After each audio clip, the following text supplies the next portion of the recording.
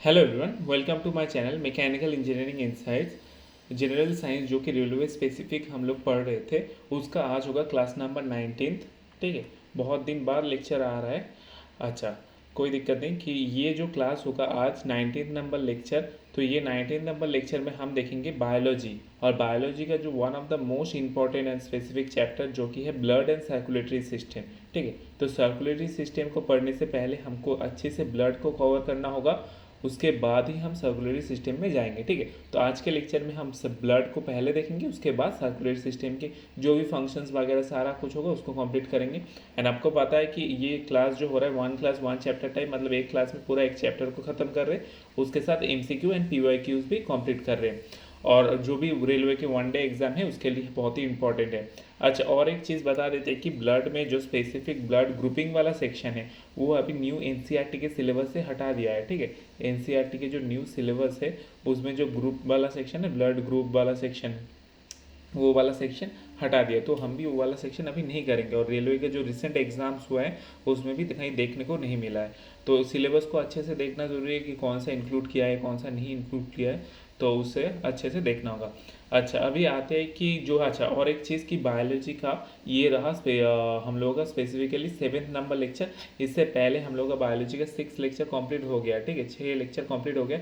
अगर कोई भी लेक्चर छूट गया तो इसमें यूट्यूब में प्लेलिस्ट है, उसमें से आप देख सकते हैं। और जो PDF वगैरह होगा क्लास का वो mechanical engineering insight Telegram group में अपलोड किया गया है। ठीक है, अच्छा सिलेबस की तरह बात करें तो सिलेबस में क्या है, सिलेबस में 6 चैप्टर हमने पहले ही कंप्लीट कर दिया है। एक तो हो गया सेल हमारा, फिर टिश्यू जिसमें कि एनिमल एंड प्लांट टिश्यू को हमने इंडिविजुअली कंप्लीट किया है। उसके बाद nutrition and digestive system, then skeletal system, and last class में हमने कंप्लीट किया कि रेस्पिरेटरी सिस्टम। ठीक है, और आज देखेंगे हम ब्लड एंड सर्कुलेटरी सिस्टम, और उसके बाद reproduction, nervous system, genetic, endocrine system. ये जो 6-7 लेक्चर और बाकी है इसको भी हम सीक्वेंस वाइज कंप्लीट करेंगे। ठीक है, कोई दिक्कत नहीं, सिलेबस हम लोग का आधा बायोलॉजी का कंप्लीट हो गया।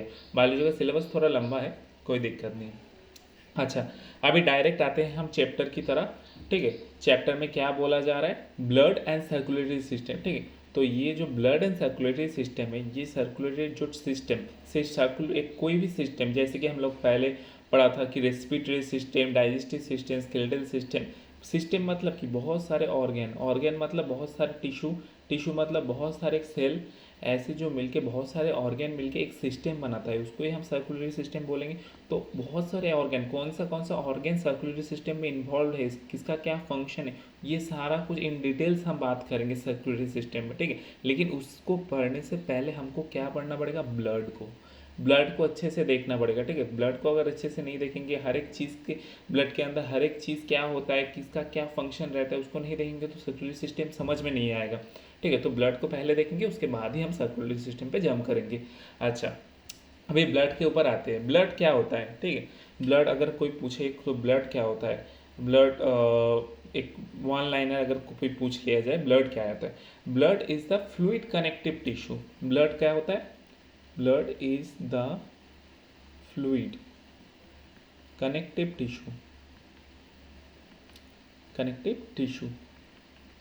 तो ये फ्लूइड कनेक्टिव टिश्यू क्या क्या सीन है, टिश्यू हम लोगों को पता है कि टिश्यू हम लोगों का 4 टाइप ऑफ टिश्यू होता है। ठीक है, पता है ये हमको चीज 4 टाइप ऑफ टिश्यू होता है। एक तो क्या था टिश्यू, 4 टाइप्स ऑफ टिश्यू था। ठीक है, 4 टाइप ऑफ इंडिविजुअल टिश्यू था। एक तो होता है हमारा एपिथेलियल टिश्यू, एक होता है मस्कुलर टिश्यू, एक कनेक्टिव टिश्यू, और एक होता है नर्व टिश्यू। जो हमारा जो कनेक्टिव टिश्यू था ना, पर्टिकुलरली कनेक्टिव टिश्यू, ये सारा कुछ हमने कहाँ पढ़ा था, ये सारा कुछ हमने टिश्यू चैप्टर में कंप्लीट कर लिया है। लेकिन ये जो कनेक्टिव टिश्यू है, ये कनेक्टिव टिश्यू को हम भी इंडिविजुअली 4 हिस्सों में डिवाइड कर सकते हैं। ठीक है, एक को बोलेंगे हम बोन, ठीक है, एक को बोलेंगे कार्टिलेज, एक को बोलेंगे ब्लड, और एक है एडिपोस। ठीक है, तो इन 4 हिस्सों में ही इसको हम इंडिविजुअली डिवाइड कर सकते हैं। तो ब्लड क्या हो रहा है, blood is the fluid, blood हमको पता है कि फ्लूइड कनेक्टिव टिश्यू है। ठीक है, ब्लड होता है फ्लूइड कनेक्टिव टिश्यू। ब्लड के अंदर इतना जो सारा कुछ देखने को मिलेगा, ये हम धीरे धीरे 1 बाय 1 करते हुए चलेंगे। ठीक है, अच्छा ब्लड का अगर वॉल्यूम के बारे में बात करें तो ब्लड का जो वॉल्यूम होता है हमारे ह्यूमन बॉडी में वो होता है कि 7 to 7.5% of the human body weight, ठीक है। ह्यूमन बॉडी वेट का 7 to 7.5% क्या होता है, टोटल ब्लड जो कॉन्सेंट्रेशन होता है वो होता है। और एक एवरेज एडल्ट मेल की बात करेंगे तो मेल में, एवरेज एडल्ट मेल में कितना रहता है, 5 to 6 लीटर रहता है, ठीक है। और फीमेल में, एडल्ट फीमेल में क्या रहता है, 4 से 5 लीटर तक रहता है, ठीक है। और ये जो डिक्रीज हम देख रहे हैं ना, ये मेल से फीमेल में, ये क्यों होता है, due to the menstrual cycle. और इस साइकिल के दौरान बहुत सारे ब्लड लॉस हो जाता है, तो इसलिए और फीमेल का बॉडी वेट भी कम रहता है, तो इसलिए फीमेल में जो ब्लड वॉल्यूम होता है वो थोड़ा कम रहता है। अच्छा, और एक चीज़ जो स्टडी ऑफ ब्लड, इसको क्या बोलते हैं, स्टडी ऑफ ब्लड को हम बोलेंगे हेमाटोलॉजी, ठीक है। ये इंपॉर्टेंट है कि स्टडी ऑफ ब्लड को हम बोलेंगे हेमाटोलॉजी। अच्छा, अभी ब्लड के जो बेसिक डेफिनेशन के बारे में बात कर लिए, कॉन्सेंट्रेशन के बारे में बात कर लिए, कितना हमारे बॉडी में रहता है वो हमने देख लिया। अभी देखेंगे ब्लड के कलर एंड ब्लड के इंडिविजुअल जो पार्टिकल्स रहता है उसमें क्या क्या है। पहले तो ब्लड के कलर, ब्लड का जो कलर है, हमको बचपन से पता है कि ब्लड का जो कलर है वो रेड होता है, लेकिन ये रेड कलर क्यों होता है, red colour due to RBC होता है। एंड आरबीसी में भी पर्टिकुलरली ऑक्सीजन रिच जो हीमोग्लोबिन होता है उसके वजह से ये जो कलर होता है ये आता है ब्लड में, ठीक है। तो ब्लड में जो आरबीसी होता है, आरबीसी मतलब रेड ब्लड सेल, उसमें जो ऑक्सीजन रिच हीमोग्लोबिन होता है उसकी मदद से हमारा जो ब्लड का कलर वो रेडिश होता है। लेकिन एक चीज़ की, ऑक्सीजनेटेड ब्लड जो होता है, ऑक्सीजनेटेड मतलब जहाँ पे ऑक्सीजन कॉन्सेंट्रेशन बहुत ज़्यादा होगा, ठीक है, तो उस ब्लड में क्या होता है, ब्लड का जो कलर होता है वो ब्राइट रेड होता है, ठीक है। बाद में देखेंगे ऑक्सीजनेटेड ब्लड क्या होता है, डीऑक्सीजनेटेड ब्लड क्या होता है, लेकिन एक वन टर्म की ऑक्सीजनेटेड मतलब जहाँ पे ऑक्सीजन कॉन्सेंट्रेशन ज़्यादा होगा उस ब्लड का कलर होगा ब्राइट रेड। एंड जिस ब्लड में जैसे कि डीऑक्सीजनेटेड ब्लड जहाँ पे ऑक्सीजन कॉन्सेंट्रेशन बहुत कम होगा उस ब्लड का जो कलर होगा वो रेडिश पर्पल होगा, मतलब थोड़ा सा डार्क कलर का पर्पल कलर का होगा, ठीक है। और नेचुरली जो हीमोग्लोबिन का कलर होता है वो पर्पल ही होता है, लेकिन उसमें अगर ऑक्सीजन कॉन्सेंट्रेशन बहुत ज़्यादा हो जाएगा तभी वो क्या होगा, ब्राइट रेड कलर का होगा, ठीक है। तो ये चीज़ हमको याद रखना होगा। अच्छा, अभी आते हैं ब्लड का कॉम्पोजिशन के ऊपर। ब्लड के कॉम्पोजिशन में मतलब ब्लड में कौन कौन चीज़ों से ब्लड बना है हमारा, ठीक है। अच्छा, यहाँ पे और एक चीज़ जो ब्लड का अगर कोई पीएच पूछ ले, पीएच ऑफ ब्लड यहाँ पे ऐड कर देते, पीएच ऑफ ब्लड ये कितना होता है, 7.4, ठीक है, 7.4 या 7.5 के आसपास। तो ये जो 7.4 हो गया मतलब ये क्या हो गया, बेसिक नेचर का हो गया। तो हमारा ब्लड क्या होता है, बेसिक नेचर का होता है, ठीक है, ये भी याद रखेंगे हम। अच्छा, ब्लड के कॉम्पोजिशन के ऊपर आते हैं कि ब्लड में क्या क्या चीज़ों से मिलके बना है। एक तो पहले दो कॉम्पोजिशन में हमको डिवाइड होता है, एक तो होता है लिक्विड एंड एक होता है सॉलिड पार्ट। लिक्विड पार्ट मतलब उसमें है प्लाज्मा, जो कि ब्लड में जो टोटल कॉन्सेंट्रेशन है उसमें से 55% प्लाज्मा रहता है, ठीक है। बाकी कितना रहा, बाकी रहा 45% जो कि सॉलिड पार्ट रहता है, ठीक है, 45% जो कि सॉलिड पार्ट। और इसमें से क्या क्या है, एक तो होता है आरबीसी सेल्स रहता है, जो कि सेल्स में red blood cell, white blood cell and platelets, ठीक है। ये सारा कुछ मिलके हमारा जो बाकी 45% सॉलिड पार्ट है ये बनाता है। और ये रहा हमारा एक, अगर टेस्ट ट्यूब में देखेंगे, टेस्ट ट्यूब में अगर कोई ब्लड ऐसे रखेंगे तो इसमें देखेंगे प्लाज्मा यहाँ पे 55%। उसके बाद जो रेड ब्लड सेल है इसकी कॉन्सेंट्रेशन बहुत ज़्यादा होगा, लगभग 45 के यही है। लेकिन बाकी जो वाइट ब्लड सेल और प्लेटलेट्स है इसका कॉन्सेंट्रेशन बहुत कम होता है, लेकिन ये यहाँ पर रहेगा। और एक चीज़ जो प्लाज्मा होगा ये बहुत ऊपर आ जाएगा, हल्का होने की वजह से ये ऊपर आ जाता है, ठीक है। अच्छा, इट हैज़ 4 मेन कॉम्पोनेंट्स, ठीक है। 4 मेन कॉम्पोनेंट क्या क्या पढ़ा हमने यहाँ पे, प्लाज्मा हो गया एक कॉम्पोनेंट, एक होता है आरबीसी रेड ब्लड सेल, एक हो गया वाइट ब्लड सेल एंड एक हो गया प्लेटलेट। तो 4 मेन कॉम्पोनेंट से ब्लड का जो कॉम्पोजिशन है वो बनता है। अच्छा, अब यहाँ पे आते हैं कि प्लाज्मा क्या होता है, एक एक को हम इंडिविजुअली देखेंगे। तो प्लाज्मा पढ़ेंगे, फिर रेड ब्लड सेल पढ़ेंगे, फिर डब्ल्यूबीसी एंड प्लेटलेट्स, ठीक है। अच्छा, प्लाज्मा क्या बोल रहे हैं कि plasma transport food, carbon dioxide and nitrogenous waste in dissolve form, ठीक है। प्लाज्मा का मेन फंक्शन क्या होता है, प्लाज्मा का मेन फंक्शन होता है कि जो हमारे बॉडी में जो भी फूड ट्रांसफ़र होता है, ठीक है, ये फूड ट्रांसफ़र किसकी मदद से होगा, प्लाज्मा की मदद से। प्लाज्मा में फूड डिजॉल्व हो जाएगा और उसकी मदद से ट्रांसफ़र हो जाएगा, ठीक है। उसके बाद जो कार्बन डाइऑक्साइड है, कार्बन डाइऑक्साइड जो हमारे पूरी लंग्स में ले जाएगा, पूरी बॉडी से लंग्स में फिर वापस ले जाएगा, वो किसकी मदद से जाएगा, प्लाज्मा की मदद से। जो नाइट्रोजीनियस वेस्ट होगा, ठीक है, वो किस में जाएगा, प्लाज्मा से मदद से जाएगा, ठीक है। और इसका कलर क्या होता है, इसका कलर होता है लाइट येलो कलर का होता है, जहाँ यहाँ पे दिख रहा है ना ये प्लाज्मा है, ठीक है। और किस पिगमेंट की वजह से हो रहा है, बिलिरुबिन पिगमेंट की वजह से ये लाइट येलो कलर का होता है। और अगर इंडिविजुअली प्लाज्मा के कॉम्पोजिशन के ऊपर बात करेंगे तो प्लाज्मा में वाटर कॉन्सेंट्रेशन बहुत ज़्यादा हाई रहता है, 90 to 95 92% रहता है हमारा वाटर। फिर प्रोटीन रहता है, प्रोटीन जो 8 to 9% प्रोटीन रहता है, और आयंस और ग्लूकोज रहता है 1 to 2%, ठीक है। तो इसमें प्लाज्मा में वाटर कॉन्सेंट्रेशन बहुत ज़्यादा आता है। उसके बाद प्रोटीन कॉन्सेंट्रेशन, प्रोटीन मतलब जो एल्बुमिन, ग्लोब्यूलिन एंड फाइब्रिनोजन, ये प्रोटीन रहता है, ठीक है। यहाँ पे दिया नहीं है, ठीक है। तो ये यहाँ पे क्या, हाँ यहाँ प्लाज्मा प्रोटीन बाद में देखते हैं, ठीक है। अच्छा, फिर प्लाज्मा में जो है ना, जो प्रोटीन ग्लूकोज इस हर एक के फंक्शंस के बारे में क्या कुछ करता है, तो ये थोड़ा देख लेना। अच्छा, अभी उसके बाद आएंगे हम इसमें, इसके बाद आते हैं हम कहाँ पे, जो हमारा प्लाज्मा के, एक सेकंड, अच्छा अटक गया।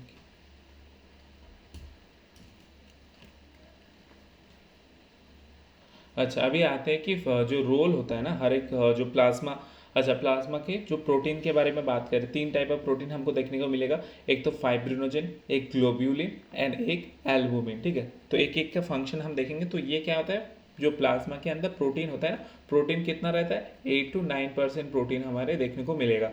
और ये प्रोटीन में जो फाइब्रिनोजन है ये क्या करता है, हेल्प इन ब्लड क्लॉटिंग, जो ब्लड क्लॉटिंग, जहाँ कहीं पर हमारा जो कहीं कट गया हो जाएगा, कहीं पर कोई हो जाएगा ना, तो ब्लड निकलना शुरू होता है, तो कुछ देर बाद वो ब्लड निकलना बंद हो जाता है ड्यू टू ब्लड क्लॉटिंग। तो क्लटिंग की मदद से ब्लड रुकना बंद हो जाता है। तो ये काम कौन करता है, फाइब्रिनोजन करता है। फिर ग्लोब्यूलिन आता है, ग्लोब्यूलिन क्या करता है, ग्लो ऑफ स्किन, स्किन का जो ग्लो, नेचुरल ग्लो होता है उसको मेंटेन करता है एंड इम्यूनिटी में हेल्प करता है। एंड एल्बुमिन क्या करता है, balancing of amount of iron, salt and minerals, ठीक है। तो ये जो एंड ऑस्मो रेगुलेशन में हेल्प करता है, जो बैलेंसिंग, जो हमारे बॉडी में आयरन, सॉल्ट एंड मिनरल्स, इन सारी चीज़ों को जो बैलेंस करता है, ठीक है, बहुत कम और बहुत ज़्यादा भी होने नहीं देता। इसको क्या कौन कंट्रोल करता है, इसको कंट्रोल करता है एल्बुमिन, ठीक है। अभी देखते हैं जो ब्लड सेल के ऊपर आते हैं, ठीक है। और जो प्लाज्मा अगर बात करें तो प्लाज्मा क्या था हमारे बॉडी में, प्लाज्मा था हमारा लिक्विड पोर्शन जो कि 55% था, और जो बाकी सॉलिड पोर्शन था जिसमें कि हमारा 45 45% था, ठीक है। 45% सॉलिड पोर्शन था जो कि सेल से मिलके बना है, जो कि जिसको हम बोलेंगे ब्लड सेल्स और ब्लड कॉर्पसल्स। तो इसके बारे में बात करेंगे तो इसमें तीन मेजर सेक्शन होता है, जो कि होता है रेड ब्लड सेल जिसको हम आरबीसी बोलते हैं, और एक नाम से हम इसको जानते हैं एरिथ्रोसाइट, ठीक है, इसको बोलते हैं एरिथ्रोसाइट। और उसके बाद वाइट ब्लड सेल जिसको हम बोलेंगे डब्ल्यूबीसी, और इसका और एक नाम है जो है ल्यूकोसाइट। और ब्लड प्लेटलेट्स, ठीक है, ब्लड प्लेटलेट्स को और एक नाम से हम जानते हैं जिसको बोलेंगे थ्रोम्बोसाइट, ठीक है। इन तीन मेजर चीज़ों से क्या होता है, ब्लड सेल्स बनता है। जैसे कि यहाँ पे हम पिक्चर में देख सकते हैं कि रेड ब्लड सेल कुछ इस टाइप का दिखता है, platelets and white blood cell. और इसमें से बहुत ज़्यादा संख्या में होता है ये आरबीसी, और बहुत कम होता है, एकदम लेस होता है वाइट ब्लड सेल। ये बाद में हम देखेंगे, ठीक है। अभी देखेंगे एक एक करके रेड ब्लड सेल क्या होता है, आरबीसी क्या होता है। आरबीसी क्या होता है, आरबीसी को एक और नाम से हम जानते हैं जिसको बोलेंगे एरिथ्रोसाइट, ठीक है। इसको हम बहुत अच्छे से याद रखें कि आरबीसी का और एक नाम क्या होता है, एरिथ्रोसाइट। कभी कभी पूछ लेगा, आरबीसी से नहीं क्वेश्चन पूछेगा एरिथ्रोसाइट जो सेल्स होता है इसका जो बॉन्ड होता है ये कहाँ से बनता है, ठीक है, ऐसा पूछ सकता है। तो हमको ये नाम याद रखना होगा। तो आरबीसी को हम बोलेंगे एरिथ्रोसाइट। तो ये क्या बोल रहे हैं, most abundant cell in the human body, मतलब सबसे ज़्यादा मिलता है ह्यूमन बॉडी में। अगर ब्लड में देखेंगे तो सबसे ज़्यादा मिलेगा क्या, RBC. And RBC and red blood cell formation location कहाँ कहाँ से ये बनता है, बर्थ कहाँ पे होता है, फॉर्मेशन लोकेशन, या हम इसको बर्थ बोलते हैं इसका, ठीक है। बर्थ प्लेस कहाँ होता है, बोन मैरो, जो अस्थि मज्जा होता है ना वहाँ पर इसको ये मिलता है, ठीक है। ये यहाँ से बनता है बोन मैरो से। और इसका जो एवरेज लाइफ स्पैन है, लाइफ स्पैन कितना होता है, 120 डेज, ठीक है। इसका एवरेज लाइफ स्पैन है, लाइफ स्पैन क्या होता है, 120 डेज, ठीक है। Characteristics of mature mammals and RBCs and the biconvex and disc shape, ये इसका जो साइज के शेप के बारे में बात करें तो इसका शेप होता है बाई कॉनकेव एंड क्या होता है डिस्क शेप, थोड़ा डिस्क शेप दिखता है ना, बाई कॉन्वेक्स, दो दो ऊपर से और नीचे से ऐसे थोड़ा चैप्टा रहता है, ठीक है। और ये क्या आता है, यहाँ पे न्यूक्लियस एब्सेंट रहता है, lack cell organelle and nucleus, ये न्यूक्लियस एंड सेल ऑर्गेनेल यहाँ पे नहीं मिलता है, ठीक है। और इसका जो डेथ होता है, डेथ मतलब ये कहाँ पे जाके नष्ट हो जाता है, ये होता है स्प्लीन में हमारा, ठीक है। ये भी हमें याद रखेंगे, डेथ स्प्लीन। अच्छा, अभी देखते हैं नेक्स्ट क्या हो गया अभी।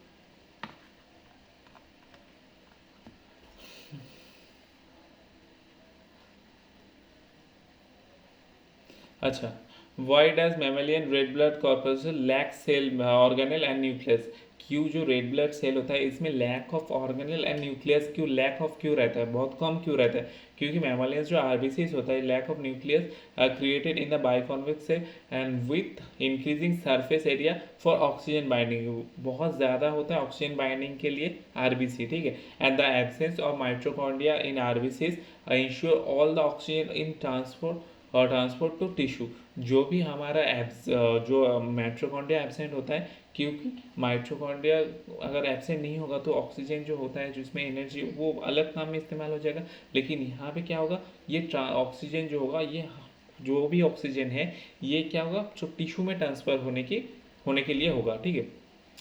अच्छा, अभी आरबीसी के ऊपर और कुछ बात करेंगे, ठीक है। आरबीसी की जो कलर होता है, ठीक है, आरबीसी को हम क्या नाम से जानते हैं, इसको बोलेंगे एरिथ्रोसाइट्स, ठीक है। आरबीसी को क्या बोलेंगे, एरिथ्रोसाइट। अभी देखते हैं कि RBC some exceptions exist in the mammalians RBC mammalian world, particularly within the family Cavendish, so with the possesses all the red blood cells, तो कुछ लिखा है। अच्छा, कुछ एग्जांपल्स वगैरह हैं, एक्सेप्शंस वगैरह है, वो भी हम देख लेंगे यहाँ पे।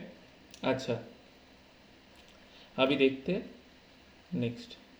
अच्छा, सम एक्सेप्शंस, ये हो गया। And colouration cause presence of the respiratory pigment haemoglobin oxygen rich जो हीमोग्लोबिन है उसकी मदद से जो कलर होता है रेड वो आता है। प्राइमरी फंक्शन क्या होता है, transport of oxygen from lungs to tissue, मतलब ये क्या करते हैं, लंग्स से जो ऑक्सीजन रिच जो ऑक्सीजन ट्रांसपोर्ट करते हैं, और ऑक्सीजन रिच ब्लड कहाँ पे मिलेगा, लंग्स से जो ऑक्सीजन ब्लड आएगा वही ऑक्सीजन रिच होगा, तो वो जो ब्लड आएगा वो ऑक्सीजन को लंग्स से हर एक जो टिश्यू होता है हमारी बॉडी में उसमें वो ट्रांसफर करेगा। और लाइफ स्पैन क्या रहता है, अप्रोक्सीमेटली 120 डेज।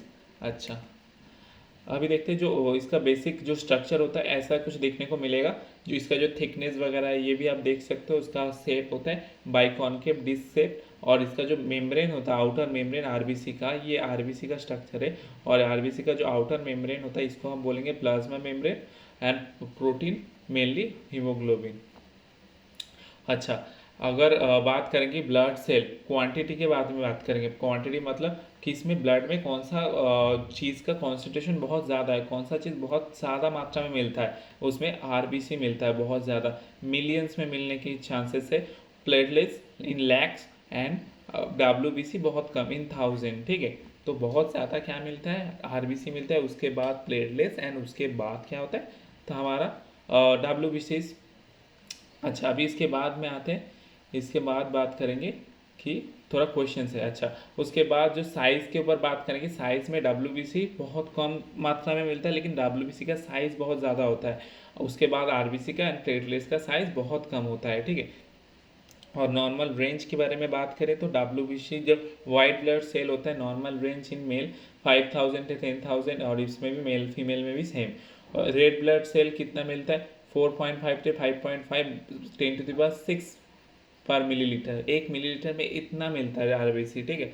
उसके बाद ये रहा हमारा फीमेल में कॉन्सेंट्रेशन एंड प्लेटलेट्स कितना मिलता है इन लैक्स पर मिलीलीटर, ठीक है, 1 मिलीलीटर में इतना लैक्स मिलता है। तो हम देख रहे हैं कि जो कॉन्सेंट्रेशन के ऊपर बात करेंगे तो आरबीसी 1 नंबर पे, फिर प्लेटलेट्स, फिर डब्ल्यूबीसी। लेकिन साइज़ के ऊपर बात करेंगे तो साइज़ में डब्ल्यूबीसी का साइज़ बहुत बड़ा होता है, फिर आरबीसी का, फिर प्लेटलेट्स का। इन तीनों चीज़ों को हमको समझ में आ गया। अच्छा, अभी देखते हैं कि रेशियो के अगर बात करेंगे, रेशियो में आरबीसी क्या होता है। अगर कोई रेशियो पूछ लिया जाए तो आरबीसी एक डब्ल्यूबीसी, अगर कहीं पर एक डब्ल्यूबीसी रहा तो उसमें कितना रहेगा, 600 आरबीसी रहेगा और प्लेटलेट्स रहेगा 40। ठीक है, तो ये जो रेशियो होगा, ये कितना रेशियो कितना, ये भी हम एक आइडिया लगा सकते हैं कि आरबीसी कितना है, डब्ल्यूबीसी कितना है और प्लेटलेट्स कितना है। कुछ क्वेश्चंस करेंगे, जो जितना तक हमने पढ़ा था वो हम देख लेते हैं। ठीक है, तो largest corpuscle in the human blood are, कौन सा लार्जेस्ट होता है, कॉर्पसल मतलब सेल, कौन सा लार्जेस्ट ब्लड में कौन सा लार्जेस्ट सेल देखने को मिल रहा है। साइज के हिसाब से हमने बात किया कि वाइट ब्लड सेल, जो वाइट सेल्स होता है, इसका डब्ल्यूबीसी मतलब डब्ल्यूबीसी, इसका जो साइज होता है बहुत ज़्यादा होता है। अच्छा, which component of the blood transport food, carbon dioxide and nitrogenous waste.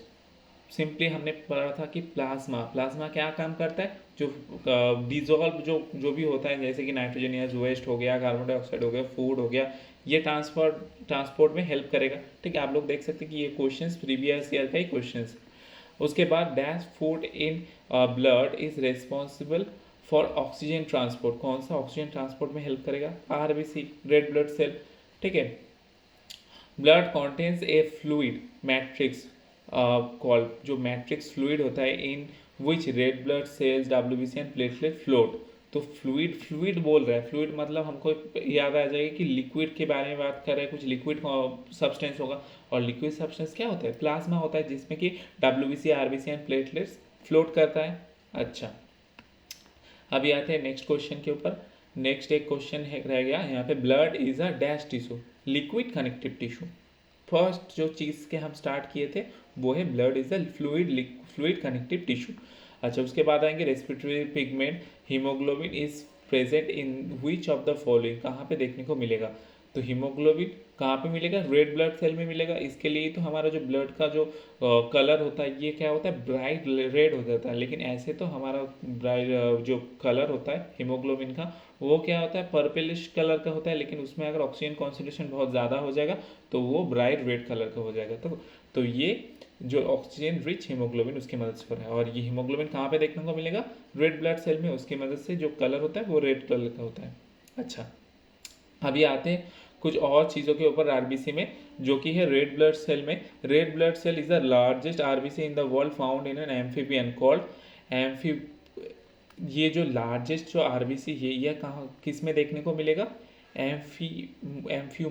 एम्फ्यूमा में देखने को मिले था। ठीक है, उसके बाद while in mammals the largest cell is found in elephant. ठीक है, एलिफेंट में देखने को मिला था। अच्छा, और ये जो स्मॉलेस्ट आरबीसी किसने फाउंड किया था, स्मॉलेस्ट आरबीसी फाउंड इन कस्तूरी मृग। ठीक है, अच्छा, फंक्शन क्या होता है, फंक्शन आरबीसी का जो भी फंक्शन हमने पढ़ा था कि ये क्या करता है, आरबीसी हमारा जो ऑक्सीजन है ये ट्रांसपोर्ट करता है, कहाँ से, लंग से पूरे हर एक टिश्यू में ट्रांसपोर्ट करता है। और क्या होता है, the B6 vitamin helps in the formation of RBCs and B6 deficiency can cause the mild anaemia.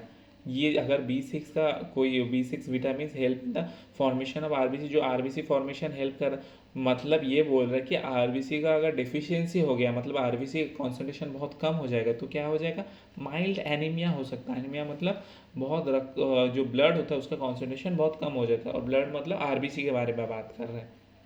अच्छा, उसके बाद जो RBC deficiency in blood causes the anemia, while excess of RBC causes the polycythemia, ठीक है, और the polycythemia, dark spot on the skin. कोई भी skin का जो भी हिस्सा होगा, जैसे कि हमारा पाम में, हैंड में, लेग में, इसमें डार्क स्पॉट देखने को मिलेगा। कब देखने को मिलेगा, अगर जो आरबीसी होगा एक्सेस हो जाएगा, जो कॉन्सेंट्रेशन होना चाहिए था उससे ज़्यादा हो जाएगा, उसको हम बोलेंगे पॉलीसाइथेमिया।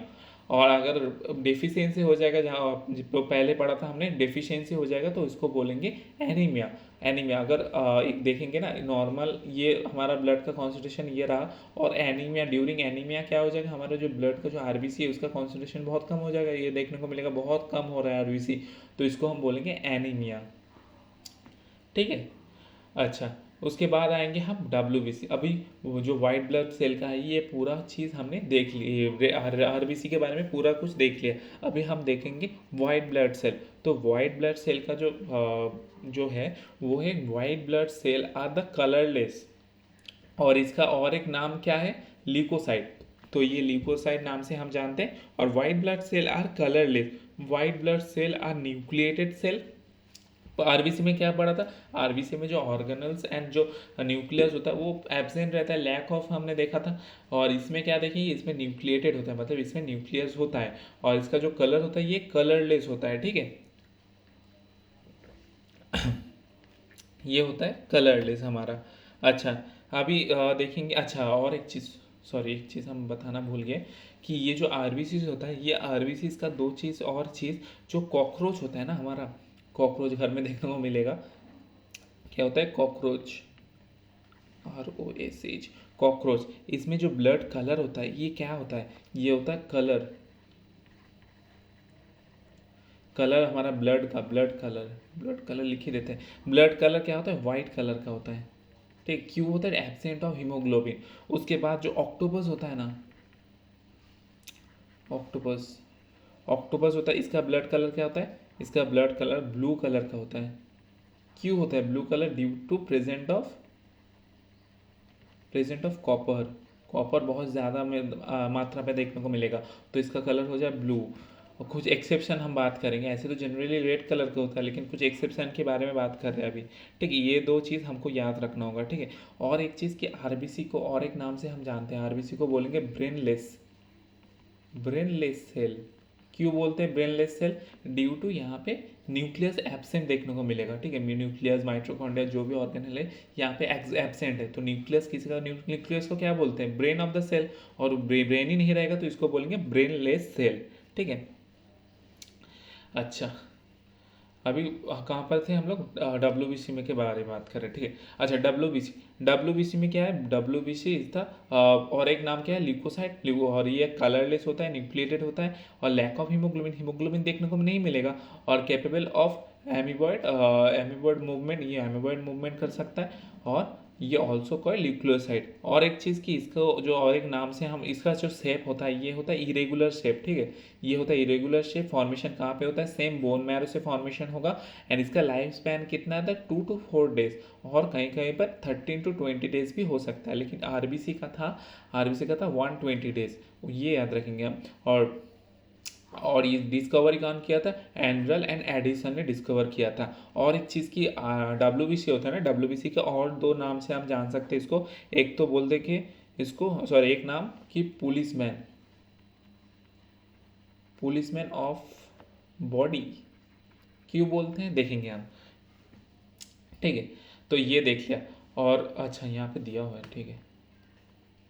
अच्छा, WBC इज ऑल्सो कॉल्ड, कुछ और नाम से हम इसको जानेंगे, जिसको बोलेंगे फाइटर सेल, एक को बोलेंगे फैगोसाइट सेल, और बॉडीगार्ड सेल व पुलिसमैन ऑफ द बॉडी, और फिर शोल्डर सेल। क्यों बोलते, इतना सारा नाम क्यों दिया, जो फाइट करता है, बॉडीगार्ड करता है, शोल्डर, मतलब एक प्रोटेक्शन की टाइप ऑफ दिख रहा है ना। WBC क्या करता है, प्रोटेक्ट करेगा, कुछ ऐसा कुछ करता है। लेकिन तो इसका काम ही होता है कि इम्यूनिटी, हमारा बॉडी की इम्यूनिटी बढ़ाएगा, और बाहर से जो भी आउटर सब्सटेंस होगा उसको डिटेक्ट करके उससे फाइट करेगा, ठीक है। जो वो भी कुछ ऐसा कुछ बुरा सब्सटेंस आ गया, कोई वायरस बैक्टीरिया आ गया, तो उससे कौन फाइट करेगा, WBC फाइट करेगा। तो इसके लिए इतना सारा नाम इसमें दिया हुआ है। तो अगर WBC का एक अगर फोटो यहाँ पे दिखा है, तो इसमें क्या देखने को मिलेगा, न्यूक्लियस देखने को मिलेगा, साइटोप्लाज्म, माइटोकॉन्ड्रिया, हर एक चीज़ यहाँ पे प्रेजेंट होगा, ठीक है। लेकिन आरबीसी में कुछ देखने को नहीं मिलता है इसमें। अच्छा, अभी इसमें आता है कि वाइट ब्लड सेल का कुछ क्लासिफिकेशन भी हम देखते हैं कि वाइट ब्लड सेल बहुत सारे क्लासिफिकेशन में डिवाइड होता है, ठीक है, ग्रुप में डिवाइड होता है। White blood cell can be grouped into 2 categories, mainly 2 categories में यहाँ पे मेनली डिवाइड होता है। पहले तो एक को बोलेंगे ग्रैन्युलोसाइट, ठीक है, और एक को बोलेंगे ग्रैनुलोसाइड। ग्रैनुलोसाइड मतलब जहाँ पे ग्रैन्यूल्स, छोटे छोटे दानादार कोई पार्टिकल्स देखने को मिलेगा, ग्रैन्यूल्स, ठीक है। ग्रैनुलोसाइट बोलेंगे उसका। एग्रेनुलोसाइट मतलब जहाँ पे कोई छोटे दानादार पदार्थ देखने को नहीं मिलता, उसको बोलेंगे अग्रैनुलोसाइट, ठीक है। तो ये ग्रैनुलोसाइट जो होता है यहाँ पे देखने को मिलेगा ना, यहाँ छोटा छोटा दानादार जो पार्टिकल देखने को मिलेंगे, इसमें देखने को मिल रहा है, लेकिन इसमें कहीं पर देखने को नहीं मिल रहा है, ठीक है। अच्छा, ग्रैनुलोसाइट में एक और चीज़ की मोर देन वन न्यूक्लियस देखने को मिलता है। यहाँ पे क्या होता है, मोर देन वन न्यूक्लियस। और अग्रैनुलोसाइट में यहाँ पे ओनली वन न्यूक्लियस, एक ही न्यूक्लियस देखने को मिलेगा। और ग्रैनुलोसाइट को तीन डिफरेंट हिस्सों पे डिवाइड कर सकते हैं। इसको बोलेंगे न्यूट्रोफिल, एक को बोलेंगे यासनियोफिल्स, एक को बोलेंगे बेसोफिल्स। और ग्रैनुलोसाइट में लिम्फोसाइट एंड मोनोसाइट्स। इसका हर एक का फंक्शन हमको याद रखने की ज़रूरत नहीं, लेकिन दो चीज़ हमको याद रखना होगा कि कौन सा लार्जेस्ट है, कौन सा स्मॉलेस्ट है। इसमें से मोनोसाइट जो है यहाँ पे मेंशन किया हुआ है, मोनोसाइट है कि मोनोसाइट होता है हमारा सबसे largest WBC. Monocyte is the largest WBC. Largest WBC कौन है, मोनोसाइट है। और स्मॉलेस्ट डब्ल्यूबीसी कौन है, लिम्फोसाइट। कहाँ पे, ये दोनों ही होता है अग्रैनुलोसाइट, ठीक है। और शेप ऑफ द डब्ल्यूबीसी क्या होता है, इरेगुलर शेप होता है, ठीक है। तो हम याद रखेंगे ग्रैनुलोसाइट में कौन कौन से कैटेगरी में डिवाइड होता है, ग्रैनुलोसाइट में कौन कौन से कैटेगरी में डिवाइड होता है। हर एक का इमेज आप देख सकते हैं यहाँ पे, लेकिन इसका इंडिविजुअली कोई फंक्शन हमको देखने को ज़रूरत नहीं है, क्वेश्चन कभी पूछा नहीं जाता है। अच्छा, अभी नेक्स्ट आते हैं कि मोनोसाइट एंड लिम्फोसाइट। जो हमने देखा कि मोनोसाइट एंड लिम्फोसाइट, जो कि एक होता है कि लार्जेस्ट होता है मोनोसाइट एंड स्मॉलेस्ट होता है कि lymphocyte. Monocyte and lymphocyte are the agranulocyte as a content of one nucleus. हमने पहले ही डिस्कस किया कि मेनली एक ही न्यूक्लियस इसमें देखने को मिल रहा है। और eosinophils, basophil and neutrophil are the called the granulocyte also content the more than one nucleus. एक से ज़्यादा न्यूक्लियस देखने को मिलेगा, ठीक है। तो इसलिए इसको बोलेंगे ग्रैनुलोसाइट, ठीक है। और basophil compress 0.5 to 2% of the entire WBC.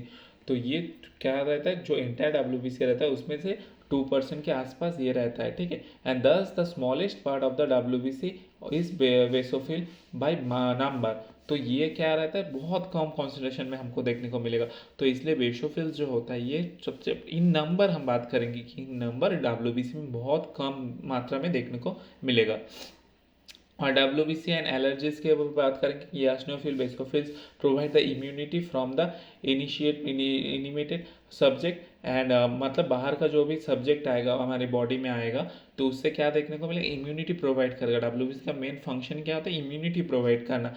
When the inanimate object enters the body it acts as a क्या काम करता है, तो अटक ही गया।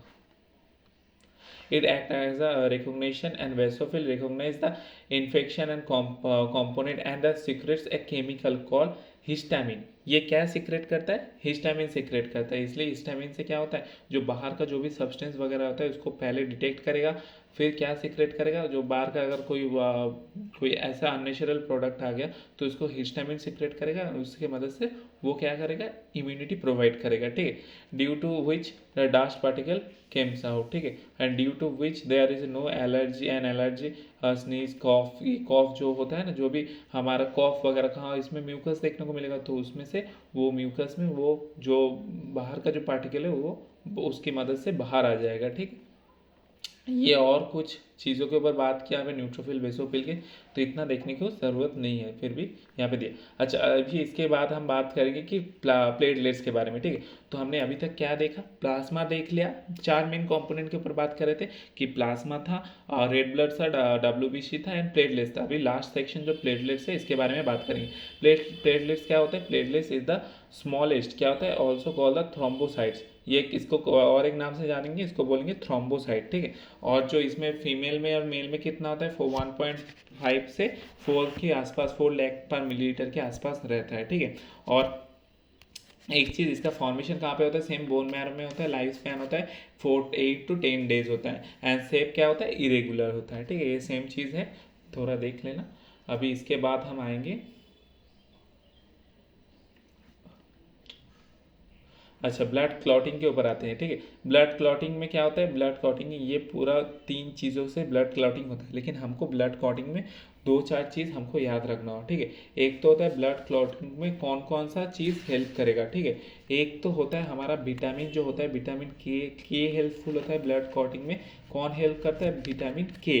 तो कोई पूछ लिया जाए कौन सा विटामिन अगर ब्लड क्लॉटिंग में हेल्प करता है, तो वो हम डायरेक्ट बोलेंगे विटामिन के ब्लड क्लॉटिंग में हेल्प करेगा। और एक जो होता है प्लेटलेट्स, प्लेटलेट्स हेल्प करेगा ब्लड क्लॉटिंग में। ब्लड क्लॉटिंग में कौन हेल्प करेगा? प्लेटलेट्स, ठीक है। ये भी हम याद रखेंगे। अच्छा, अभी और एक चीज़, जो हमारा ब्लड क्लॉटिंग कहाँ पे होता है, कहीं पर कट गया होगा, कहीं पर ऐसे चोट लग गया, तो उस जगह हमारा जो ब्लड होता है थोड़ी देर बाद बंद हो जाता है निकलना, तो उसमें क्या, उसको कहते हैं ब्लड क्लॉटिंग। क्या होता है वहाँ पे? प्लेटलेट्स, जो ब्लड प्लेटलेट्स होता है, यहाँ पे अगर मान लीजिए कट कट हो गया, ठीक है, तो इसमें ब्लड पहले निकलना शुरू करेगा, फिर उसके बाद जो प्लेटलेट्स आएगा ब्लड में, वो यहाँ पर धीरे धीरे जमा होने शुरू करेगा, ठीक है। और शुरू करने के बाद वो वहाँ से ब्लड निकलना बंद हो जाएगा। लेकिन एक और चीज़ होता है ब्लड में, जो जिसको हम बोलेंगे हेपारिन, ठीक है। हेपारिन जो होता है ना, हेपारिन, हेपारिन क्या काम करता है, ठीक है। ऐसे तो मान लीजिए हमारे ब्लड के अंदर बहुत सारे प्लेटलेट्स ऐसे ही घूमता है, ठीक है। तो वो कहीं पर भी ऐसे जमा होके तो बना सकता है ना, कहीं पर जमा होके तो हमारा ब्लड क्लॉट कर सकता है हमारे कहीं भी वेन्स में, आर्टरीज में, लेकिन वो नहीं करता है due to the heparin. Heparin क्या करता है? हेपारिन जो जनरली हेपारिन होता है, हेपारिन की मदद से ब्लड कहीं पे हमारे बॉडी के कहीं पर भी ब्लड ऐसे जमा नहीं हो सकता है, उसको हम बोलेंगे हेपारिन। और हेपारिन का काम वही होता है, ठीक है। अच्छा, ये भी हम लोगों ने देख लिया अभी ब्लड क्लॉटिंग में, ठीक है।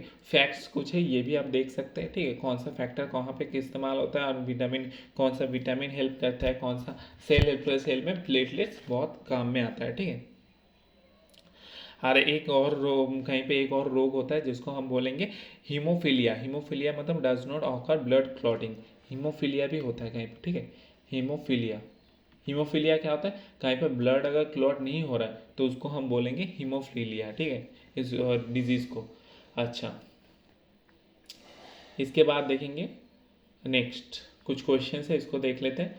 क्वेश्चन में क्या है? Which of the following circulates throughout the body and stop leakage by helping to form a blood clot at the site of the injury. जहाँ पे इंजरी हुआ वहाँ पे जमा होके कौन सा चीज़ ब्लड क्लॉटिंग में हेल्प करता है? Platelets, obviously. Which of the following is not found in the human body blood. कौन सा ह्यूमन ब्लड में फाउंड नहीं होता है? लिम्फोसाइट देखने को मिलेगा, मोनोसाइट देखने को मिलेगा, ल्यूकोसाइट। ये जो लिम्फोसाइट एंड मोनोसाइट कहाँ पे? ये डब्ल्यूबीसी के पार्ट्स है। और ल्यूकोसाइट को हम ये होता है ना, इसको ही हम किसको हम बोलेंगे? लिम्फोसाइट। डब्ल्यूबीसी को ही हम ल्यूकोसाइट बोलते हैं। और कॉन्डोसाइट ये यहाँ पे नहीं होती। कार्टिलेज का जो सेल्स होता है इसमें कॉन्डोसाइट सेल में देखने को मिलेगा, ठीक है। तो ये कुछ एमसीक्यूज है। इसके बाद हम नेक्स्ट आएंगे डायरेक्ट सर्कुलेटरी सिस्टम में, ठीक है। तो हमने ये सारा कुछ जो ब्लड का था ये हमने देख लिया, ठीक है। तो इसमें से हमने क्या छोड़ा?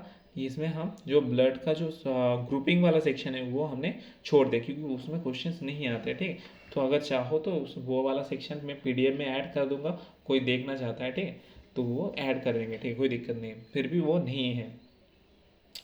अच्छा, और एक चीज़ होता है ब्लड में, लिम्फ होता है, उसमें भी बात करेंगे। लिम्फ क्या होता है? लिम्फ में कलरलेस एक सब्सटेंस होता है, ठीक है। लिम्फोसाइट उसमें स्पेशली पाया जाता है, ठीक है। और कैरी लिम्फ लिम्फ का एक बहुत मेन जो काम होता है वो क्या था? जो न्यूट्रिएंट्स होता है, माइक्रो न्यूट्रिएंट्स, वो और हार्मोन्स, ये सारा कुछ ये कैरी करता है, मेनली ट्रांसपोर्ट करता है, ठीक है। और अच्छा, हो गया ये सारा कुछ ब्लड के बारे में देख लिया। अभी देखेंगे सर्कुलेटरी सिस्टम के ऊपर, ठीक है। सर्कुलेटरी सिस्टम में तीन चीज़ों से मिलकर हमारा ह्यूमन जो सर्कुलेटरी सिस्टम है ये बना है। पहली एक होता है हार्ट, आपको सबको पता है हार्ट।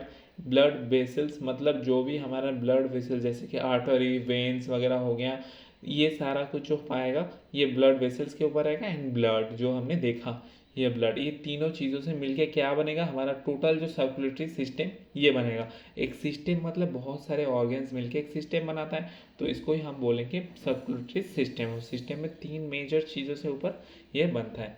अच्छा, अभी आते हैं सर्कुलेटरी सिस्टम में हर एक के ऊपर, ठीक है।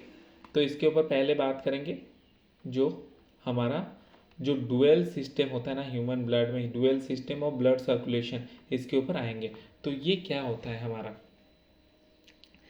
ये इसके ऊपर आएंगे। तो ये क्या होता है? डुअल सिस्टम क्या होता है? जो डुअल सिस्टम मतलब क्या होता है? जो हमारा टोटल हार्ट होता है ना, ये हार्ट 4 डिफरेंट चेम्बर में डिवाइड होता है। एक को बोलेंगे राइट एट्रियम, एक होता है लेफ्ट एट्रियम, एक होता है लेफ्ट वेंट्रिकल, एक होता है राइट वेंट्रिकल। ठीक है, यहाँ पे देखने को मिलेगा ये एक सेक्शन, ये एक सेक्शन, ये अलग एक सेक्शन और ये अलग एक सेक्शन। ये टोटल हमारा ह्यूमन हार्ट का एक स्ट्रक्चर हो गया। ये हमारा 4 टोटल डिफरेंट हिस्सों में देखने को मिलेगा। और इसमें क्या होता है, इसमें मेनली जो ऑक्सीजन और डीऑक्सीजनेटेड ब्लड होता है, डीऑक्सीजनेटेड ब्लड क्या इसमें सारा बॉडी से लंग्स में आता है। लंग्स क्या करता है, लंग्स इसमें से ऑक्सीजन ऐड करता है ड्यू टू एल्वेोलाई की मदद से ब्लड में ऑक्सीजन ऐड करता है। एंड ये जो रेड कलर का हमें दिखाई देखने को मिलेगा, ये होता है ऑक्सीजनेटेड ब्लड। ये ऑक्सीजनेटेड ब्लड हमारा पूरा बॉडी में ऐसे फैल जाएगा। ठीक है, फिर उसमें से आके फिर हमारा लंग्स में आएगा डीऑक्सीजनेटेड ब्लड, फिर लंग्स से ऐसे पूरा प्रोसेस चलता रहता है। ठीक है, अच्छा एक बेसिक हमने बताया। अभी इसके बाद हम देखेंगे कि ब्लड वेसल्स के बारे में। ब्लड वेसल्स क्या होता है, ये पूरा जो स्ट्रक्चर देखने को मिलेगा इसको हम बोलेंगे ब्लड वेसल्स। इसमें बहुत सारा कुछ होता है। एक तो वेन्स मेन पार्ट होता है, उसके बाद आर्टरीज होता है। ठीक है, आर्टरीज होता है। ठीक है, उसके बाद कैपिलरी जो नेटवर्क, ऐसे जाली आकार जो स्ट्रक्चर देखने को मिलेगा इसको बोलेंगे नेटवर्क, कैपिलरी नेटवर्क। ठीक है, तो इसके ऊपर आते हैं। ठीक है, ब्लड वेसल्स क्या होता है, there are 3 types of blood vessels name लिया। एक को बोलेंगे कैपिलरी आर्टरीज, एक को बोलेंगे वेन्स एंड एक को बोलेंगे कैपिलरीज। वेन्स क्या होता है, आप आर्टरीज क्या होता है एंड कैपिलरीज क्या होता है, एक को हम इंडिविजुअली देखते हैं। ठीक है, तो आर्टरीज क्या होता है, arteries are the thick and the elastic blood vessels. जो थिक होता है, मोटा होता है। ठीक है, वो उसको हम बोलेंगे, एंड इलास्टिक होता है उसको बोलेंगे हम arteries. And carries the blood away from the heart to the body organ. ये क्या करता है, बॉडी से अपने हार्ट से ब्लड को लेके हमारे पूरे बॉडी में फैलाता है। ठीक है, and transport oxygenated blood, mostly transport क्या करता है ऑक्सीजनेटेड ब्लड। क्यों ऐसा क्यों होता है कि हमारा बॉडी जो हार्ट का काम क्या होता है, main function heart blood produce भी नहीं करता है, ब्लड में ऑक्सीजन भी नहीं सप्लाई करता है। हार्ट का जो मेन काम होता है ऑक्सीजन को, ये ब्लड को पंप करना। पंप कैसे क्यों करना, ऐसे ये जो हमारे ये एनिमेशन में देखने को मिल रहा है ना, ऐसे पंप करता है। पंप करके क्या होता है, ब्लड को हर एक बॉडी ऑर्गन में, जो हर एक टिश्यू में, हर एक सेल में पहुंचाने की काम करता है। ठीक है, तो ब्लड का जो हार्ट का जो मेन फंक्शन होता है पंपिंग के काम का आता है। ठीक है, तो इसमें क्या होता है, जो ब्लड में जो हार्ट में जो ऑक्सीजन रिच जो ब्लड होता है वो आर्टरीज की मदद से हर एक ऑर्गन में ट्रांसपोर्ट होगा। ठीक है, अच्छा अभी इसके बाद हम देखेंगे एक्सेप्शन में हम देखेंगे पल्मोनरी जो आर्टरीज होता है, ये पल्मोनरी आर्टरीज कैरीज की डीऑक्सीजनेटेड ब्लड कैरी करता है। ठीक है, pulmonary artery deoxygenated blood carry करता है। उसके बाद हम देखेंगे कि जो हमारे ब्लड में अच्छा एक एक्सेप्शन होता है, आर्टरीज मेनली क्या करता है ऑक्सीजनेटेड ब्लड कैरी करता है, लेकिन जो पल्मोनरी आर्टरीज होता है ये क्या करता है oxygenated blood deoxygenated blood carry करता है। ये क्यों करता है ये भी हम बाद में देखेंगे। अच्छा अभी शेप एंड साइज के ऊपर आते हैं, जो आर्टरीज एंड वेन्स का। अच्छा वेन्स के ऊपर आते हैं। आर्टरीज हमने देख लिया। वेन्स क्या होता है, वेन्स होता है थिन होता है थोड़ा, आर्टरीज के मदद तो मुकाबले थोड़ा थिन होता है। And wall and less elastic, थोड़ा कम इलास्टिक होता है आर्टरीज के कंपैरेटिवली।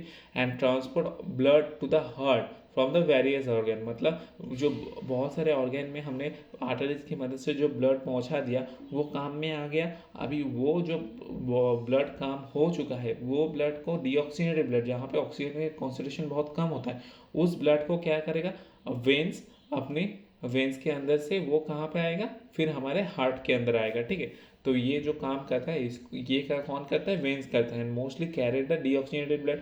एंड एक्सेप्शन एक होता है जो पल्मोनरी वेन्स होता है, हर एक वेन्स तो डीऑक्सीजनेटेड ब्लड ये करता है, लेकिन एक वेन्स है जिसको हम बोलेंगे पल्मोनरी वेन्स, वो क्या करता है ऑक्सीजनेटेड ब्लड ट्रांसपोर्ट करता है। ठीक है, तो ये एक एक्सेप्शन हो गया, 2 एक्सेप्शन हमने देख लिया।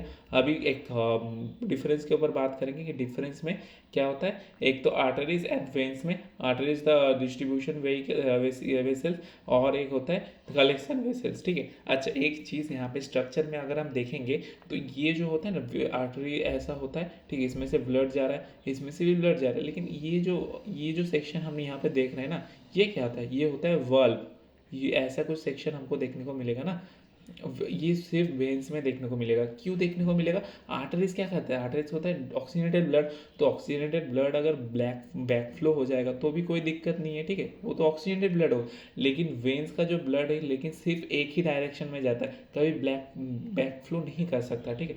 कहीं से कोई डीऑक्सीजनेटेड ब्लड जा रहा है तो डीऑक्सीजनेटेड ब्लड फिर से वही ऑर्गन में आ गया तो वो तो ठीक नहीं है ना। तो इसलिए वेन्स में जो होता है, कैपिलरीज में वेन्स के अंदर जो भी स्ट्रक्चर होता है उसके अंदर थोड़ा क्या रहता है, ऐसे शेप का बल्ब लगा रहता है, ठीक है। तो ये बल्ब की मदद से जो बैक फ्लो होता है ये नहीं होने देता है, ठीक है। तो ये हमको यहाँ पर पता चल गया। अभी इसके बाद क्या है, अच्छा इसके बाद जो यहाँ पे बोला है कि जो ब्लड होता है ये कुछ एग्जाम्पल के वगैरह ऐसा कुछ बात किया, तो ये भी आप देख सकते हो, ठीक है।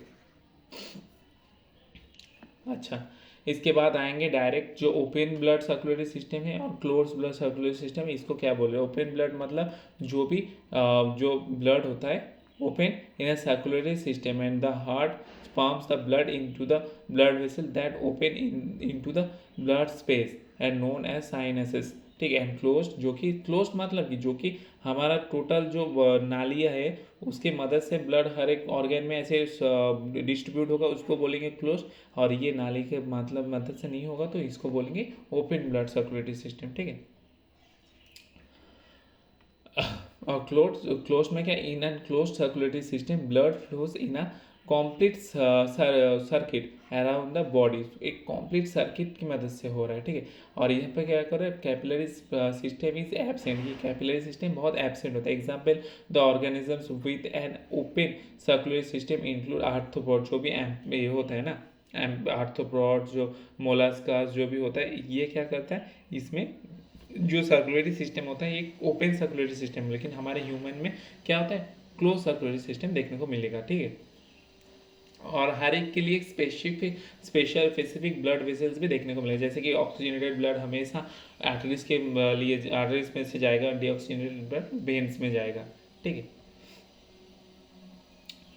अच्छा, नेक्स्ट हम देखेंगे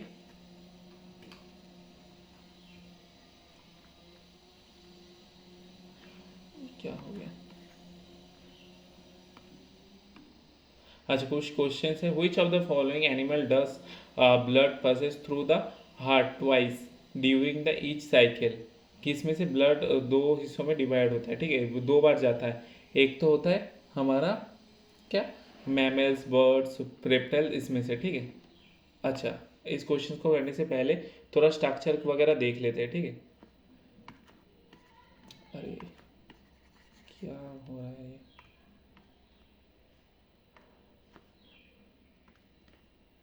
एक second.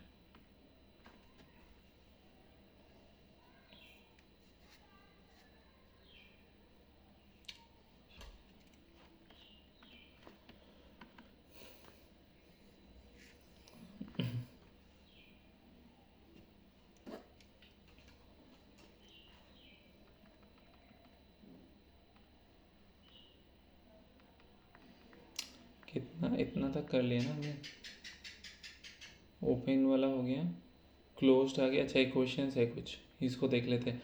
Which of the following is not a part of circulatory system, कौन सा नहीं है? Large intestine, similarly large intestine नहीं होता हमारे ब्लड की कोई पार्ट, ये हमारा डाइजेस्टिव सिस्टम का पार्ट है। Which component of the part of the human circulatory system is known as the following diagram, कौन सा जो हमारे ब्लड में ह्यूमन सर्कुलेटरी सिस्टम में शोन कर रहा है, ये पिक्चर अभी यहाँ रही है, तो ये वेन होगा। और इसका स्ट्रक्चर मुझे याद है कैसा होता है, ये वाला सेक्शन जहाँ पे ये बल्ब लगा रहता है, तो हमने डिस्कस किया था ना, वेन्स में बल्ब लगा रहता है, क्यों? इसमें ब्लड जैसे बैक फ्लो ना करे, ठीक है। इसके बाद जो ये होता है ना, जो human all carries the towards the heart, which of the difference between the pulmonary veins and other veins, pulmonary veins and other veins में डिफरेंस क्या होता है? अदर्स वेन क्या करता है, डीऑक्सीजनेटेड ब्लड कैरी करता है, लेकिन पाल्मोनरी जो वेन होता है वो ऑक्सीजनेटेड ब्लड कैरी करता है। सिमिलरली पाल्मोनरी आर्टरी क्या करता है, सिमिलरली आर्टरीज क्या करता है, ऑक्सीजनेटेड ब्लड कैरी करता है, लेकिन पाल्मोनरी आर्टरी डीऑक्सीजनेटेड ब्लड कैरी करता है। दो एक्सेप्शन हमने देख लिया था, वही बात कर रहे। अच्छा, अभी जो स्ट्रक्चर ऑफ ह्यूमन हार्ट इसके ऊपर बात करेंगे। ह्यूमन हार्ट जो होता है ये मस्कुलर पंपिंग ऑर्गन होता है, मतलब जो हमारे हार्ट होता है ये किसके लिए काम आता है, पंपिंग के, जो ब्लड होता है इसको पंप करने के लिए काम में आता है। और ये ह्यूमन हार्ट हमारा क्या करता है, पंपिंग के मदद करता है, ठीक है। और सिचुएटेड ऑन द बिटवीन, कहाँ पे situated, situated between the lungs and the slightly tilt towards the left, ठीक है, थोड़ा लेफ्ट में टिल्ट होता है। And thoracic cavity, diaphragm and the thoracic cavity के अंदर। And compose in the cardiac muscle, यानी ये इसके जो टोटल हार्ट होता है ये हार्ट किस मसल से होकर बनता है, ये कार्डियक जो मसल है इसके माल बनता है, ठीक, इसको कंपोज करके। And enclose with a double walled sac called the pericardium, जो ब्लड का जो हार्ट का जो होता है ना वॉल होता है उसको हम बोलेंगे पेरिकार्डियम, ठीक है। उसके बाद कॉन्टेंट्स क्या होता है, lubricating pericardial fluid to reduce the friction and the protect the mechanical injuries, जो मैकेनिकल इंजरीज वगैरह हो सकता है तो उसमें से पेरिकार्डियल जो फ्लूइड होता है ना ये क्या करता है, जो थोड़ा बहुत जो फ्रिक्शन वगैरह होता है इसको क्या करता है, इसको रोकता है, ठीक है। तो हार्ट का जो आउटर लेयर होता है उसको बोलेंगे पेरिकार्डियम, ठीक है। ये तो हो गया। अभी आते हैं थोड़ा जो स्ट्रक्चर वगैरह है इसके ऊपर आते हैं, ठीक है। जो फंक्शन कैसे काम करता है इसको देख लेते हैं। ये रहा हमारा लंग्स, ठीक है। लंग्स कैसे रहता है, ऐसे एक लंग्स यहाँ पे और एक लंग्स यहाँ पे, और इसके अंदर हमारा हार्ट रहता है, ठीक है। और ये जो लंग्स होता है, लंग्स का काम क्या होता है, लंग्स ब्रीदिंग में हेल्प करता है। ब्रीदिंग में क्या होता है, ऑक्सीजन आता है ऑक्सीजन जाता है, पहले ऑक्सीजनेटेड ब्लड अंदर आया, फिर ऑक्सीजनेटेड एयर आया, डीऑक्सीजनेटेड एयर बाहर गया, ठीक है। जब ऑक्सीजनेटेड एयर आया तो लंग्स में जो रेस्पिरेटरी सिस्टम ने हमने देखा था लंग्स के अंदर पूरा फंक्शन हुआ। उसके बाद एल्वियोलर जो था उसमें जो लंग्स से ब्लड कहाँ पे आएगा, ब्लड में आएगा। तो ये एल्वियोलर के थ्रू ब्लड में ऑक्सीजन मिला और ये ऑक्सीजन मिलके ये कहाँ पे आएगा, फिर पहले लेफ्ट एट्रियम में आएगा, ठीक है। लेफ्ट एट्रियम से ये कहाँ पे जाएगा, राइट एट्रियम में जाएगा by the help of the bicuspid valve, ठीक। यहाँ पे एक वाल्व होता है जिसके दौरान ये कहाँ पे जाता है, ये जाता है हमारा लेफ्ट वेंट्रिकल में। लेफ्ट वेंट्रिकल से ये पूरा बॉडी में, हमारे जो बॉडी होता है ये जो रेड कलर में ये ऑक्सीजनेटेड ब्लड है, ये ऑक्सीजनेटेड ब्लड फ्लूइड कहाँ पे जाएगा, liver kidney and other body पर जहाँ पे ब्लड की ज़रूरत होगा इसमें जाएगा। फिर इसमें से हर एक बॉडी में से वो ऑक्सीजन का काम हो गया, ब्लड का काम हो, फिर उसमें से जो ऑक्सीजन डीऑक्सीजनेटेड ब्लड हो गया, जो ऑक्सीजन यहाँ पे कॉन्सेंट्रेट बहुत कम होगा, वो ब्लड थ्रू इसमें से आके कहाँ पे आएगा, राइट एट्रियम में आएगा। फिर राइट एट्रियम से ट्राइकास्पिड वाल्व के थ्रू ये कहाँ पे आएगा, राइट वेंट्रिकल में आएगा। राइट वेंट्रिकल से फिर यहाँ पे जाएगा कहाँ पे, ऑक्सीजनेटेड डीऑक्सीजनेटेड ब्लड लंग्स में जाएगा। लंग्स में फिर ब्रीद आउट होगा, उसकी मदद से जो ऑक्सीजन कार्बन डाइऑक्साइड है वो बाहर चला जाएगा एंड ऑक्सीजन फिर यहाँ पे ऐड हो जाएगा। टोटल प्रोसेस होता है हमारे जो हार्ट का सर्कुलेटरी सिस्टम में, इसका टोटल प्रोसेस होता है। तो फिर इसमें क्या होता है, फिर पहले तो सुपीरियर वेना कावा होता है, सुपीरियर वेना कावा से राइट एट्रियम जाता है through tricuspid valve and then right ventricle आता है। राइट वेंट्रिकल में से पाल्मोनरी वाल्व की मदद से पाल्मोनरी आर्टरी में आता है, फिर लंग्स में आता है, फिर लंग्स से कहाँ पर जाता है, लेफ्ट एट्रियम में जाता है, लेफ्ट एट्रियम से left ventricle and then aorta and the rest of the body में यहाँ पे ऐसे पहुँच जाता है, ठीक है। अच्छा, दो चीज़ हमने देखा था कि ओनली जो पाल्मोनरी आर्टरी होता है वो क्या करता है, डीऑक्सीजनेटेड ब्लड ये करता है, कैरी करता है, एंड जो पाल्मोनरी वेन होता है वो oxygen rich, oxygen high concentration oxygen blood carry करता है। अच्छा, जो लार्जेस्ट आर्टरी होता है उसको हम बोलेंगे आरोटा। जो ये आरोटा हमने देखने को मिलेगा ये लार्जेस्ट आर्टरी होता है, ठीक है, लार्जेस्ट आर्टरी होता है आरोटा, ठीक है। बाकी जो वाल्व के बारे में भी हमने देख लिया, दो वाल्व होता है मेन इंपॉर्टेंट, एंड जो मासल वॉल होता है which separate the walls beat, जो वॉल्स होता है ना हार्ट में, जो ये जो वॉल्स हो रहा है ना, एक एक चेम्बर को और एक चेम्बर से अलग कर रहा है, ये वॉल को हम क्या बोलेंगे, सेप्टम, इसको हम बोलेंगे सेप्टम, ठीक है। तो 4 चेम्बर्स के बारे में देख लिया, कौन सा चेम्बर्स क्या होता है। दो चीज़ हम यहाँ पे याद रखेंगे, जो लोअर चेम्बर्स होता है ना ये स्मॉलर, ये होता है क्या, साइज स्मॉल होता है इसका। लोअर चेम्बर्स का मतलब वेंट्रिकल का साइज थोड़ा कम होता है विद रेस्पेक्ट टू जो आर्ट्रियम होता है ना इसके कंपेरेटिवली, ठीक है। अच्छा, अभी कुछ जो राइट एट्रियम इसका कुछ फंक्शन है, लेफ्ट एट्रियम इसका फंक्शन, ये थोड़ा देख लेना, ठीक है। अच्छा, अभी आते हैं नेक्स्ट सेक्शन पे, मेनली ब्लड प्रेशर वगैरह ये। अच्छा, जो हमारे ब्लड का होता है ना, हार्ट होता है, ये हार्ट का मेनली कितना सेक्शन में डिवाइड होता है हमारे ह्यूमन बॉडी में 4 डिफरेंट चेम्बर में डिवाइड होता है। लेकिन कहीं कहीं पे टू चेम्बर्ड हार्ट भी देखने को मिलेगा, कहीं पर 3 चेम्बर्ड हार्ट भी देखने को मिलेगा।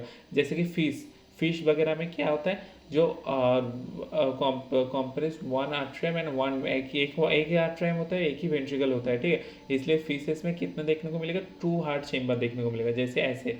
और 3 हार्ट चेम्बर, जैसे कि फीचर होता है 2 आर्ट्रिया एंड 1 वेंट्रिकल होता है, जैसे एम्फीबियंस, हर एक एम्फीबियंस में कितने का देखने को मिलेगा, ऐसे 3 हार्ट चेम्बर देखने को मिलेगा। और 4 हार्ट चेम्बर कहाँ पर, बर्ड्स, मैमल्स एंड क्रोकोडाइल, इन सारी चीज़ों में हमारे क्या देखने को मिलेगा, 4 हार्ट चेम्बर देखने को मिलेगा। एंड रेप्टाइल्स में जो इनकम्प्लीट होता है, जो पूरा डिवाइड नहीं हुआ है, ठीक है, पूरा 4 हिस्सों में डिवाइड नहीं होता, इनकम्प्लीट जो 4 हार्टेड चेम्बर कहाँ पे देखने को मिलेगा, रेप्टाइल्स में से जो क्रोकोडाइल वाला सेक्शन है, क्रोकोडाइल में कॉम्प्लीट 4 चेम्बर हार्ट देखने को मिलेगा, ठीक है। अच्छा, अभी आता है कि ये वाला सेक्शन जहाँ पे पूरा एकदम डिस्क्राइब किया हुआ है कि ऊपर से एकदम कहाँ से ब्लड कहाँ से कैसे आता है, बॉडी से इन्फीरियर सुपीरियर वेना कावा जो हमने डिस्कस किया। उसके बाद राइट एट्रियम से ट्राइकास्पिड बहाल से फिर राइट वेंट्रिकल से पाल्मोनरी आर्टरी, पाल्मोनरी, ये वाला सेक्शन हम याद रखेंगे। ब्लड कैसे जाएगा, ऐसे जाएगा, फिर ऐसे घूम के ऐसे पूरा बॉडी में गया, पूरा बॉडी से डीऑक्सीनेटेड ब्लड फिर यहाँ पे गया, और यहाँ से ब्लड में से होके हार्ट में से होके पाल्मोनरी आर्टरी मतलब जो डीऑक्सीनेटेड ब्लड वो कैरी कर रहे हैं, ठीक है, इससे मदद से फिर लंग्स में जाएगा, ठीक है। ये जो मेन जो एक्सेप्शन हमने देखा था जो वेन्स में और आर्टरीज में, ये यहाँ पर था। और बाकी जो लार्जेस्ट आर्टरी होता है उसको आरोटा बोलेंगे। बाकी ब्लड टिश्यू वगैरह ये सारा कुछ हम एक बार स्ट्रक्चर को देख लेंगे, ठीक है, कहाँ से कैसे जा रहा है, ठीक है। अच्छा, 2 चीज़ जो हार्ट में होता है, हार्ट का जो बेसिक हमारा ह्यूमन वेट होता है, हार्ट का वेट कितना होता है, 300 ग्राम के आसपास होता है हार्ट का वेट, ठीक है। और हार्ट में जो हमारा जो हार्ट कहाँ पे एक तो था हमारे हमारे जो लंग्स में उसके थोड़ा लेफ्ट में टिल्टेड था, उसके अंदर बीच में लेफ्ट टिल्टेड था। लेकिन इसमें भी हार्ट क्या था, 2 एंड 5th जो रिब होता है हमारे उसके बीचों में रहता है, लेफ्ट थोड़ा टिल्टेड रहता है, ठीक है। और ब्लड का जो प्रेशर, अच्छा ब्लड प्रेशर अब आएंगे। हार्ट बीट क्या कौन सा इंस्ट्रूमेंट से हार्ट बीट मेजर करते हैं, ये होता है स्टेथोस्कोप, ठीक है। अच्छा, अभी आते हैं ब्लड प्रेशर के ऊपर। ब्लड प्रेशर क्या होता है, ब्लड प्रेशर मेनली जो blood pressure the force that blood exerted against the wall of the vessels is called blood pressure, ठीक है। जो ब्लड हमारे जो वेसल्स होता है जैसे वेन्स, आर्टरीज, कैपिलरीज, इसके अंदर जो प्रेशर डालता है इसको ही हम बोलेंगे ब्लड प्रेशर, कितना प्रेशर डाल रहा है, ठीक है। ये नॉर्मल है कि बहुत ब्लड प्रेशर बहुत हाई है कि लो है, इसकी मदद से हम जानते हैं। This pressure is much greater than the arteries than the vein. ये क्या होता है, आर्टरीज में जहाँ पर ऑक्सीजनेटेड ब्लड होता है, ऑक्सीजनेटेड ब्लड होता है, वहाँ पर ये ब्लड प्रेशर बहुत ज़्यादा होता है in the comparison of the veins, मतलब डीऑक्सीजनेटेड ब्लड के कंपैरिजन में। और ब्लड प्रेशर 2 टाइप का होता है, एक तो होता है सिस्टोलिक प्रेशर, एक होता है डायस्टोलिक प्रेशर। सिस्टोलिक प्रेशर में क्या होता है, ब्लड जो होता है inside the arteries during the ventricular systole, मतलब जब कॉन्ट्रैक्शन होता है, ये रहा कॉन्ट्रैक्शन, इस कॉन्ट्रैक्शन जो हार्ट मसल कॉन्ट्रैक्ट करेगा इसको हम बोलेंगे सिस्टोल। जब हार्ट मसल रिलैक्स करेगा, इससे फूल जाएगा, ठीक है, इसके अंदर ब्लड आएगा और कॉन्ट्रैक्शन के दौरान इसमें से ब्लड बाहर निकलेगा। तो ये जो सिस्टोल एंड डायस्टोल, ये 2 चीज़ होता है। डायस्टोल में क्या होता है, रिलैक्सेशन होता है, ठीक है, pressure in the artery during the ventricular diastole, it's called the diastolic pressure, मतलब ड्यूरिंग द रिलैक्स जब हार्ट में अंदर ब्लड आएगा, ठीक है, इसको बोलेंगे। ये 2 चीज़ों के ऊपर ब्लड प्रेशर डिपेंड करता है, एक को बोलेंगे सिस्टोलिक प्रेशर, एक को बोलेंगे diastolic pressure. Normal blood pressure for adult क्या होता है, अबव 20 ईयर्स ओल्ड, इसके अंदर क्या होता है, for less than 120 to 80 millilitre of h, मतलब 120 टू 80 मिलीलीटर ऑफ एच, ये होता है हमारा क्या, हमारा ब्लड प्रेशर होता है, इसका जो नॉर्मल कंडीशन हो ये होता है। ये जो ऊपर वाला सेक्शन इसको बोलेंगे सिस्टोल, और नीचे वाला सेक्शन डायस्टोलिक प्रेशर हमारा मेजर करता है। और जो ब्लड प्रेशर कौन मेज़र करता है, ब्लड प्रेशर मेनली सिस्मोग्राफ से मेज़र करता है। और सिस्मोग्राफ कौन सा मेज़र करता है, ओनली आर्टरी प्रेशर मेज़र करता है। तो ब्लड प्रेशर कौन सी इंस्ट्रूमेंट से ब्लड प्रेशर मेज़र किया जाता है, एक तो होता है seismograph, sorry seismo nanometre, sorry nanometre, ठीक है, सिस्मो नैनोमीटर। और ये आर्टरी प्रेशर मेज़र करता है, ठीक है। ये हो गया हमारा कुछ चीज़ सर्कुलेटरी सिस्टम के ऊपर। और एक क्वेश्चन है यहाँ पे, उतना खास नहीं है, देख लेते हैं एक बार। अच्छा, heart rate of a patient किस में मेज़र करता है, ये होमवर्क रहेगा, ठीक है, देख लेना। और इम्पोर्टेंट पॉइंट्स कुछ है, जो ब्लड प्रेशर क्या मेज़र करता है, स्पिग्मोमैनोमीटर, और ये कौन सा आर्टरीज के अंदर मेज़र करता है, ठीक है। ये कुछ हो गया हमारा। अच्छा, और बाकी फोर्थ कौन सा ब्लड कौन सा चेम्बर में है, ये हमने पूरा बता दिया। अच्छा, ये हमारा चैप्टर अभी ख़त्म हो गया, ठीक है। कुछ एमसीक्यू वगैरह जब वो वाला सेक्शन करेंगे, एमसीक्यू सेक्शन में थोड़ा क्वेश्चन वहाँ पर भी ऐड करेंगे, ठीक है। तो थैंक यू सो मच आज का लेक्चर अटेंड करने के लिए। और ये रहा हमारा टेलीग्राम को, जहाँ पे आप पीडीएफ यहाँ पे क्लास खत्म होने के बाद पीडीएफ हम यहाँ पे देख सकते हैं। और जो पीडीएफ क्लास के अपडेट्स वगैरह भी यहाँ पे देखने को मिलेगा। नेक्स्ट क्लास होगा हमारा केमिस्ट्री के ऊपर, मेनली जो मेटल नॉन मेटल वाला सेक्शन है वही होगा, ठीक है। Thank you so much, next lecture में मिलते हैं।